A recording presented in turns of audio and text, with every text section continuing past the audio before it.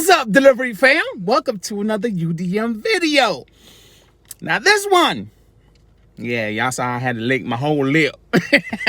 Anyway, with this one, I'm gonna be not reacting, but responding to Mr. Christopher Payne, Rideshare Guy's interview, DoorDash. Okay, so without further ado, let's get that thing started. Because I know some of y'all already watched many of these videos that's discussing it or reacting to it. So let's go. What is DoorDash? And I know there have been some issues in the past, but like, how is DoorDash thinking now about the information that they provide to drivers and sort of making sure that it's transparent enough, but at the same time, I think ensuring like a reliable experience on driver and customer side? Yeah, ultimately for us, it's about providing the transparency that Dashers need to make an informed decision about whether they want to do that delivery or not. Hold up, wait. Ultimately, for DoorDash, Mr. Christopher Payne, the transparency to make an informed decision? Really? Okay, let's look at this real quick, Mr. Christopher Payne. 43 items from Walmart, 9.1 miles, $10. How many of those 43 items are cases of water, gallons of water, or cases of Gatorade? Oh yeah, that's really transparent. Really transparent. Yep. $10. Yep.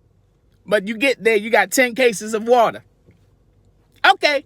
24 pack, 32 pack. Okay. Transparency, Christopher Payne. Let's continue.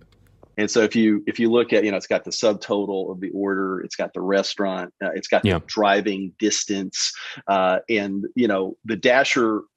Actually, our data suggests that different Dashers have different philosophies. Some, some are doing $1 per mile. Some are saying, "Oh, wait a minute, that restaurant, I don't like going to that restaurant because it's too slow." Some are doing $1 per mile. Some don't want to go to that restaurant because it's too slow. But how about this? Stop sending us damn orders where the drop-off is too far. 1786.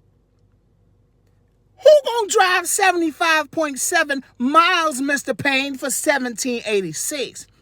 Transparency to make an informed decision, right? Hey, Mr. Payne, come on, man. Come on now. Come. Let's continue. Yeah, we won't name any names here, but there's definitely a few. Right. Well, it's really busy at different times of day, and Dashers learn that over the course of time. And so our job is to give enough information so that Dashers make an informed decision about, do I want to do that job or do I not? And then, we also want to make sure that there's, enough liquidity, if you will, in the system so that the customer demand is being met. So like one of the things, for example, you're talking about the tips, right? So we'll show the DoorDash component in a portion of the tip, but we cap that because we found that a lot of times people were just waiting for the big tips kind of thing. And so I wouldn't, I would characterize it differently. I would say it's you get the full tip amount always, but then sometimes there's a bonus, right? There's a surprise that you get incremental money. All right, Mr. Christopher Payne, y'all want to keep things moving. And I get that, right? You don't want people just sitting around waiting for the big tips, right? I get it. So why not show at least 50% of what the total payout would be instead of it just being a cap? Like, for instance, why show a Dasher $675, but then the big total is $36?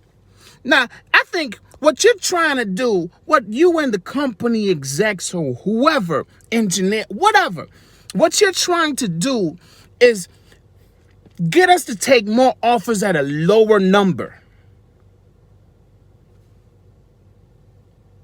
I'm black, not dumb, buddy.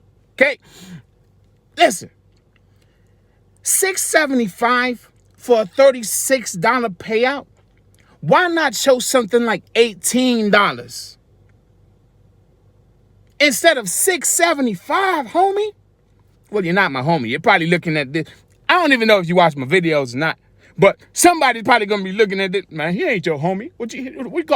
Don't call him your homie. He ain't your homie. Listen, Why not show $18 instead of $6.75? What y'all are trying to do, and this is based off of what I've seen, okay? What y'all are trying to do is get us to get accustomed of accepting offers at a lower number, expecting a greater number on the back end. How is that cool, bro? Nah. Got it. And so one of the things we look very closely is how often people accept orders, and that, along with the philosophy of being transparent to Dashers, has served us well. I think if you compare our accept modal, which is what we call the screen you're talking about, to others in the industry, we have more information on that screen, and that's why. Yeah. What acceptance rate are you sort of hoping from Dashers on average, or what are you guys kind of tracking there? Yeah, it's not a number that we haven't disclosed that number. It's less about an overall acceptance rate. It's more about how quickly you can get the order accepted. If you follow me. So you're not expecting a perfect score here, because sometimes Dashers are like, I'm done. So you're going to get a no in that situation. Some Dashers are like, I don't want to go over there, so I'm going to go over here. So it's not a perfect science. What I'm looking for is making sure that the Dashers that quote unquote would normally accept because they think it's a good opportunity continue to do so. Let's hear that again, Mr. Christopher Payne, because that sounds like active time.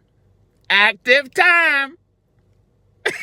Let's hear that again. What I'm looking for is making sure that the Dashers that quote unquote would normally accept because they think it's a good opportunity continue to do so. The Dashers that would normally accept because they think it's a good opportunity to continue to do so. Giving that algorithm the kick in the behind. Remember I gave y'all a game? Let's continue.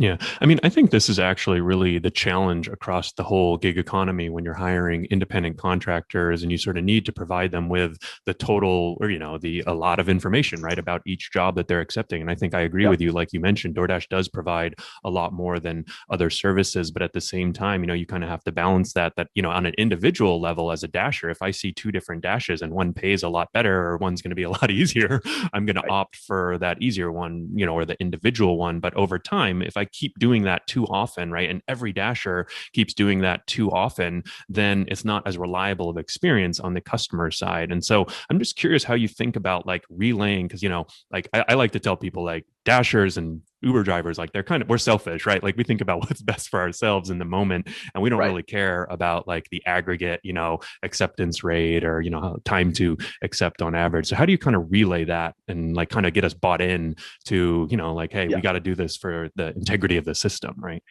Now this interview, Rideshare Guy, I got a lot of respect for you, bro. But this part of the interview was kind of like suspect to me, bro. Don't put it on us. Don't put it on us. I don't know you. You don't know me. But don't put it on us. Like, if we do this too often, trying to get better offers.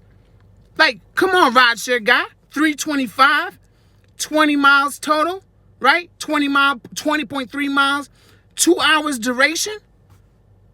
Come on, Rideshare Guy. Don't put it on us, bro.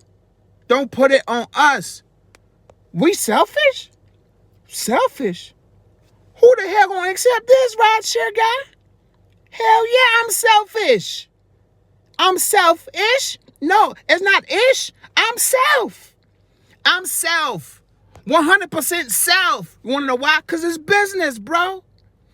Ain't no selfish. It ain't kind of self. It's self. Not selfish. Hell no. Hell yeah, I'm self. Yeah. Well, I mean, ultimately, we want to meet both needs, and so you've probably seen we do. So there's the screen you're talking about, which illustrates the pay for that order.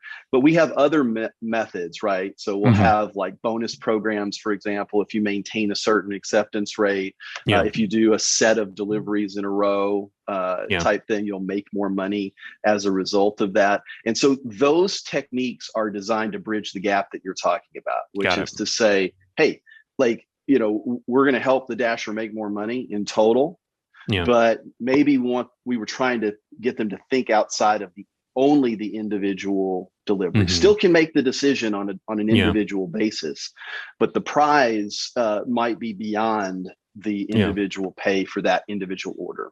Yeah. And I think I like that method. I think that's the trend that I would like to see across the gig economy, where sort of the best drivers, the most loyal drivers, the highest rated drivers sort of get rewarded over time. And yet you still have the ability to, accept or reject. And, I think it's taken a little longer than I've hoped across other, not single out DoorDash, but other platforms and every platform. But it does seem like we're moving in that direction. So, the fact that you made this happen, Rideshare Guy, you went and you knew there was a problem in the Dasher community, and you went out there and you got the president of DoorDash.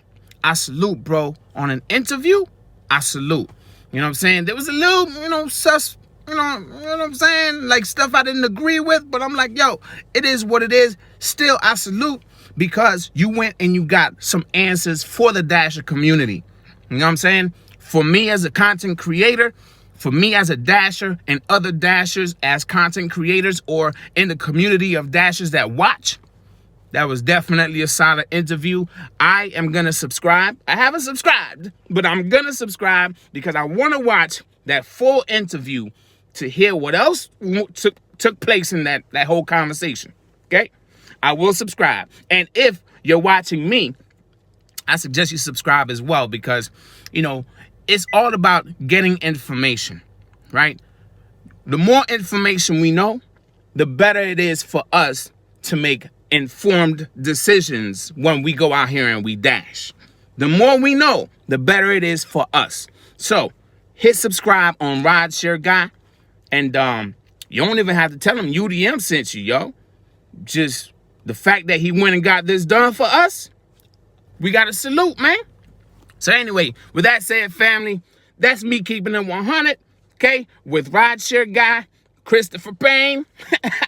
I want to talk to Tony Shoot. That's who I want to talk to, Mr. Tony Shoot.